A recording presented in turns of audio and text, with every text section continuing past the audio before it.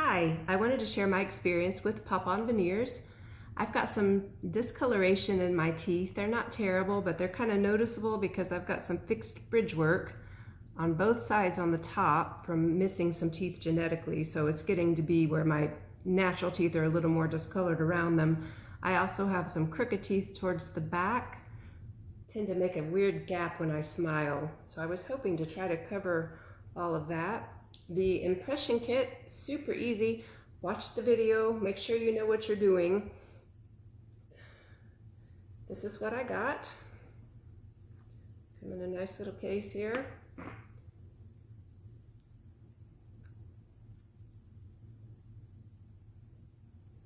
They literally just pop in.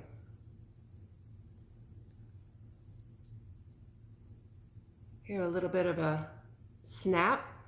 Perfectly straight, perfectly white, no gap. You can't even see the lines against the gum where my other bridge work was, you could before. So super cool.